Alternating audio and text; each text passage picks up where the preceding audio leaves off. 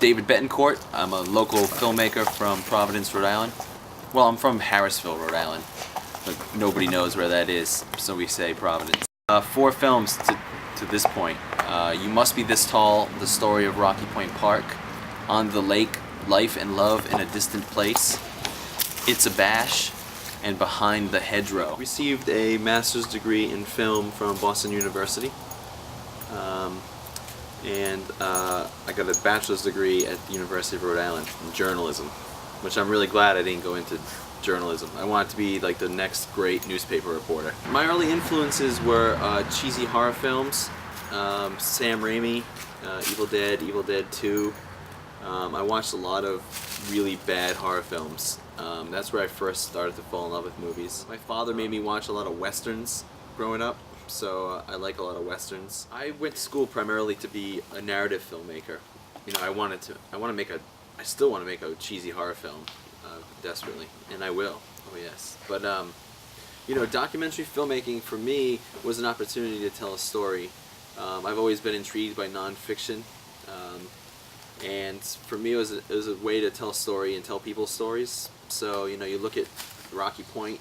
You know, that place was had such a profound effect on Rhode Islanders, and everyone had their own Rocky Point story. So I started there. I like listening to people talk. I like listening to people tell me their stories. I love the thrill of trying to hunt down old photographs and old film and things that have been forgotten by many people for many years, and showing them again in a new light. My films to this point have been, you know, Rocky Point was very, very Rhode Island, and It's a Bash is very Rhode Island. On the Lake was my first film that took me outside of Rhode Island for a lot of its production, and that film has screened all over the world at tuberculosis conferences and hospitals and things. And Behind the Hedgerow was another Rhode Island story, although it was Rhode Island and New York. And Newport really isn't really a part of Rhode Island, it's its own world. So, but right now I'm working on a movie called Screeching Weasel the Movie, and it's a documentary about a punk rock band that was at the forefront of the underground punk rock movement coming out of Chicago, and they were a great, great band, and they were led by Ben Weasel, who is a fascinating character. It's, you know, it's going to be a character piece about this band and how they went on to be big influences on popular rock and roll bands today, like Blink-182 and Green Day, and they're like the new Ramones.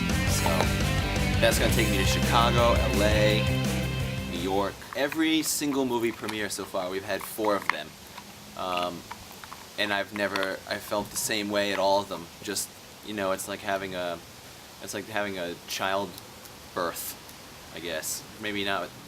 It doesn't hurt as much, I guess, but yeah, I would say the proudest moment was waking up. My wife and I got a hotel room here in Providence, not too far from my house. But we got a hotel room for the night, for the day after and the night after the Rocky Point premiere, and we had this amazing premiere. It was like 1,100 people came out to see the movie, and then we went back to the hotel after the after party.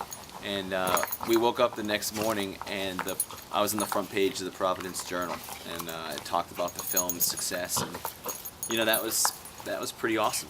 You know, it was a good feeling. I'm working on some other projects with some friends that are very important to me, I'm working on a feature-length screenplay that is something I've always wanted to do. So hopefully I can find the way to make that movie, or at least sell the script. But I just, my future, I want to continue to do what I'm doing, making really personal, emotional films for brides and grooms on their wedding day. And I like to make documentaries that make people think and tell a story and convey some kind of meaning and message.